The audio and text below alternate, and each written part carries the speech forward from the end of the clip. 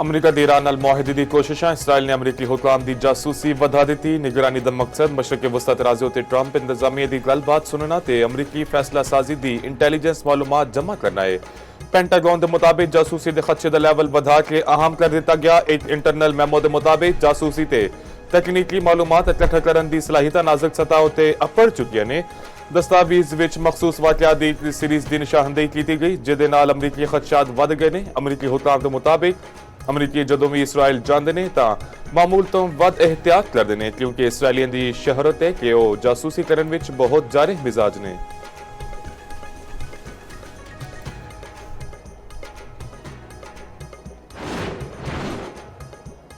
امریکہ تا ایران وچ خود تے جزیرہ کشم وچ ریٹار تنصیبات نوں نشانہ بناندہ دعویٰ امریکی سیٹ کام نے آکھیا اپنے حکومت خلیجی ملکاں ول تحقیق متعدد میزائل تے ڈرونز نوں روک دتا ہے حملے وچ کسی اہلکار نوں نقصان نہیں اپڑیا بحرین وچ 15 فلیٹ ہیڈ کوارٹر نوں نقصان پہنچیا دا دعویٰ غلط ہے ایران نے 7 میزائل داخل جنہاں وچوں 6 روک لیتے گئے 7واں میزائل بھی ہدف تک نہ پڑ سکیا ایران کے خلاف کاروائی اپنے دفاع وچ کیتی ایرانی پاسدار انقلاب کا کہنا ہے کہ امریکی حملے کے جواب وچ خطے وچ موجود امریکی تنصیبات نوں میزائلاں نال نشانہ بنایا امریکی کاروائیاں جاری رہیاں تاں ہرمز مکمل طور تے بند کر دواں کہ اپنے ہرمز دی بندش دا ذمہ دار امریکہ ہوئے گا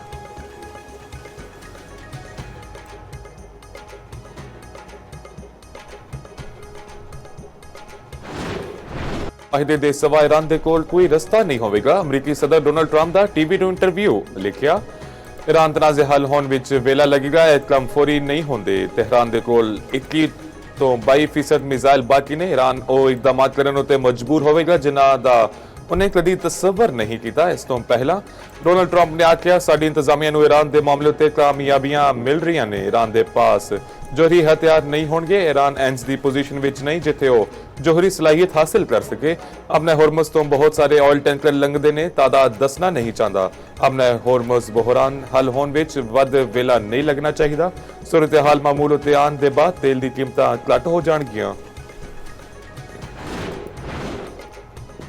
ایرانی وزیر خارجہ عباس اراغچی نے آکھیا امریکی صدر ڈونلڈ ٹرمپ تے ایرانی سپریم لیڈر دی ملاقات حقیقت پسندانہ نہیں ڈونلڈ ٹرمپ حقیقی دنیا وچ نہیں رہ رہے جس دہاڑ آیت اللہ خامنئی دی شہادت ہوئی میں اسی دفتر وچ سی میں آیت اللہ خامنئی دے دفتر تے ملبے تو نکلیا سعودی عرب خطے تا وڈا ملک تے اہم کھڈاری ہے ایران تے سعودی عرب مل کے خطے وچ امن استحکام تے ترقی لیا سکدے نے ایران ہمیشہ سعودی عرب دے نال تعلقات نوں اہمیت دیندا رہیا ہے عباس اراغچی دا لبنانی صدر جوزف اون تے بیان تے اتے سخت رد عمل سامنے آیا عباس اراغچی نے لبنان دے معاملات وچ مداخلت تے الزامات نوں مسترد کر دیتا آکھیا جے لبنان صرف سودے بازی دا ایک موہرا ہوندا تا ایران برسا پہلے ہی امریکہ دے نال معاہدہ کر چکے ہوندا ٹرمپ ایران دے منجمد اثاثے بحال کر کے مذاکراتی ڈیڈ لاک ختم کر سکتے نے امریکہ لئی 24 ارب ڈالرز ایران نال سمجھوتے ہوتے اپنے لئی وڈی رقم نہیں ایرانی رہبر معظم دے مشیر محسن رضائی نے امریکی نشریاتی ادارے نوں انٹرویو وچ آکھیا ایران دا پیسہ ہے امریکہ دا نہیں امریکہ نوں سمجھنا چاہیے جنگ تے ناکہ بندی جاری رہی تا ایران جنگ نوں بحر ہند بحیرہ روم تک لے جاوے گا محسن رضائی نے ٹرمپ تے ایرانی سپریم لیڈر دی ملاقات دے امکانات نوں مسترد کر دیتا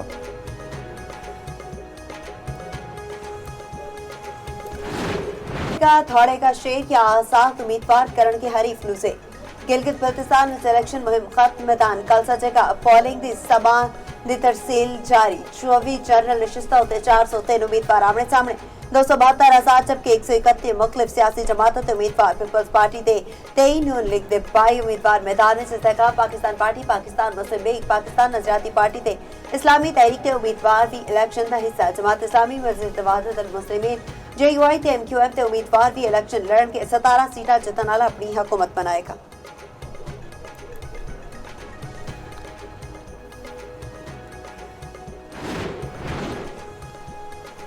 پاکستان نے گلگت بلتستان انتخابات تو متعلق بھارتی بیانات نوں سختی نال مسترد کر دیتا بھارتی عالمی سطح تے غلط بیانی تے پروپیگنڈا پھیلا رہا ہے بے بنیاد دعوے قابض افواج دے ہتھوں انسانی حقوق دی سنگین تے منظم خلاف ورزیاں تو توجہ نہیں ہٹا سکتے مسئلہ کشمیر عالمی سطح تے تسلیم شدہ تنازع ہے پاکستان نے حق خوداردیت نوں کشمیری عوام دا حق قرار دیتا آزاد کشمیر وچ انتخابات 27 جولائی 2026 نو ہون کے chief election commissioner Azad Kashmir نے اعلان کر دیتا آزاد کشمیر حکومت نے جموں کشمیر ज्वाइंट अवामी इलेक्शन कमेटी ਨੂੰ कलअदम तंजीम करार दे दिता। रियासती महकमा दाखिला ने नोटिफिकेशन जारी कर दिता। तंजीम दे सारे मुतबादिल नाल भी नोटिफिकेशन विच शामिल तंजीम ਨੂੰ इंसादी दहशतगर्दी एक्ट 2014 के तहत कलअदम करार दिता गया। सदर आजाद जम्मू कश्मीर ने तंजीम ਨੂੰ प्रोस्क्राइब्ड ऑर्गेनाइजेशन करार देने की मंजूरी दी। नोटिफिकेशन के मुताबिक तंजीम के खिलाफ अमन और सलामती को नुकसान पहुंचाने के शाहिद मौजूद ने। तंजीम रियासत में इंतशार पैदा करने में मुलविस पाई गई। महकमे दाखिला के मुताबिक तंजीम अवाम को खौफजदा करने ते मुआशरे में अदम तहफ़्फ़ुज़ का एहसास पैदा करने में मुलविस है। नोटिफिकेशन विफाकी वजारत दाखिला के मुतल्लिका इदारे को इरसाल कर दिता गया। तर्जमान आजाद कश्मीर हुकूमत का कहना है कि अवामी एक्शन कमेटी गुमराह कुन बेबुनियाद बयानियां फैला रही है। रियासत में अमन कानून की अमलदारी ते अवामी तहफ़्फ़ुज़ यकीनी बनाया जाएगा।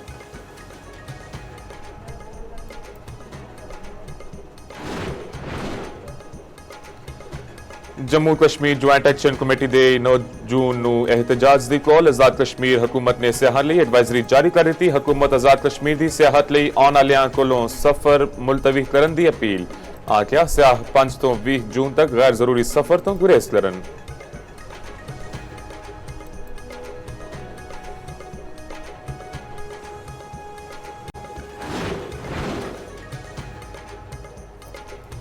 हुकूमत ने पेट्रोल की कीमत में कमी कर दी थी। पेट्रोल 4 रुपए फी लीटर सस्ता, नवी कीमत 377 रुपए 78 पैसे फी लीटर मुकर्रर। डीजल की कीमत 380 रुपए 78 पैसे फी लीटर ते बरकरार रहेगी। पेट्रोलियम डिवीजन ने नोटिफिकेशन जारी कर दिता। मिट्टी का तेल भी 8 रुपए 70 पैसे फी लीटर महंगा।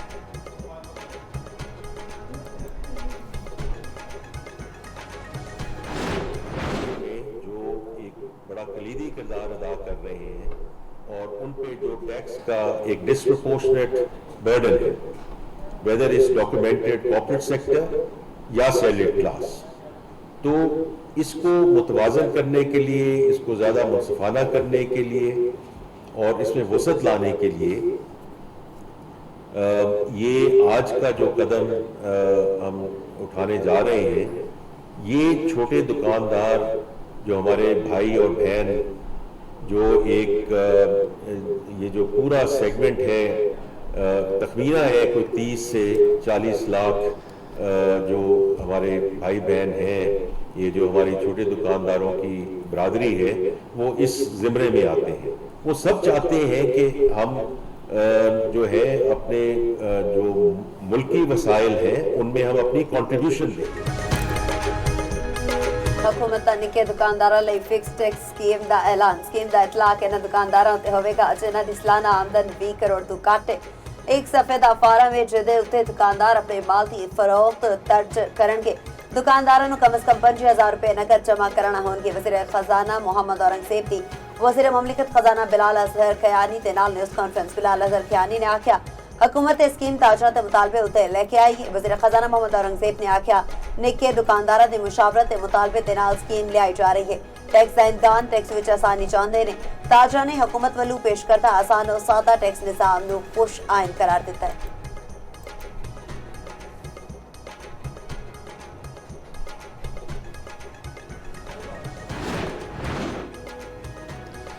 अमीर जमात इस्लामी हाफिज नईमुर रहमान दा पेट्रोलियम लेवी खत्म करने का मुतालबा। लाहौर विच न्यूज़ कॉन्फ्रेंस करते हुए आख्या पेट्रोलियम लेवी खत्म ना की गई तो हड़ताल का ऐलान करांगे। पई अजाम का ऑप्शन भी है। पेट्रोलियम लेवी के जरिए अवाम कोलों पैसे बटोरे जा रहे हैं। टैक्स वधा के अवाम उत्ते बोझ पाए जा रहे। हुकूमत हर जुमे नूं एक बजट का ऐलान कर देंदी है। पेट्रोलियम लेवी की मद विच 8066 अरब रुपए अवाम कोलों लिते जा चुके हैं। पाकिस्तान ते रूस के दरमियान सादे मंशात ते नशा व रशद की रोकथाम लई मुआहिदा हो गया। गैर कानूनी इमिग्रेशन की रोकथाम विच ताउन वतानत भी इतफाक। किर्गिस्तान ते दारुल हुकूमत बिश्केक विच वफाकी वज़ीर दाखिला मोहसिन नकवी रूस, ताजिकिस्तान, उज़्बेकिस्तान, किर्गिस्तान ते वज़ीर दाखिला नाल मुलाकात। अहम मामलात ते गलबात। मोहसिन नकवी ने आख्या अफगानिस्तान में दहशतगर्दा दे कैंप सिक्योरिटी खदशात ने। साडे वज़ीर दाखिला दा कहना सी अफगानिस्तान विच 5 दहशतगर्द तंजीमां सरगर्म।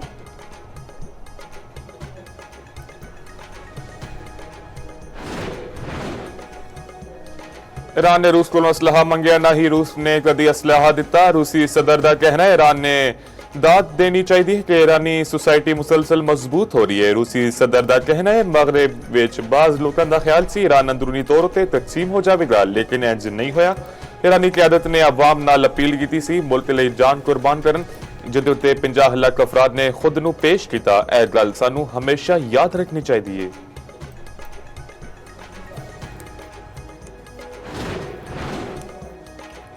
अमरीका ने ईरान उत्ते नਵੇਂ पाबंदियां आयद कर ਦਿੱਤੀਆਂ। पाबंदियां विच 12 कंपनियां मुतअद्दिद अफराद ते 6 LPG टैंकर शामिल।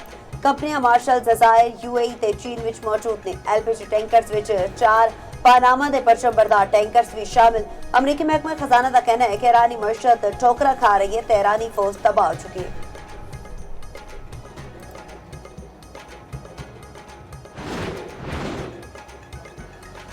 ड्रग डीलर अनमोल उर्फ पिंकी के खिलाफ मुकदमा की तफ्तीश जारी। पुलिस ने मुलजिमा की वॉइस रिकॉर्डिंग समेत डिजिटल शवाहिद पंजाब भेजन लई अदालत नाल रुजू कर लिता। डिजिटल शवाहिद पंजाब लैबोरेटरी भेजन लई दरख्वास्त दायर। दरख्वास्त के मुताबिक डिजिटल शवाहिद की फोरेंसिक पंजाब लैबोरेटरी तो कराने का हुक्म दिता जाए।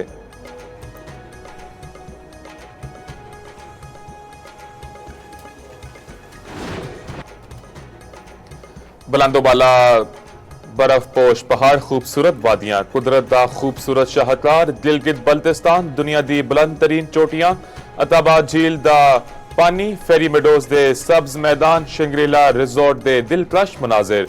गिलगित बल्तिस्तान कुदरती हुसन दे एक मुकम्मल पैकेज बन चुका है।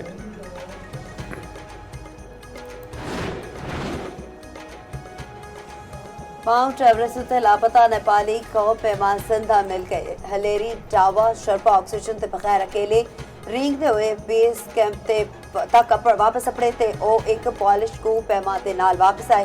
दौरान कैंप 3 ते कैंप 4 के दरमियान लापता हो गए सन। हेलरी डाउट शर्पा एक हफ्ता कब लापता हुए सन।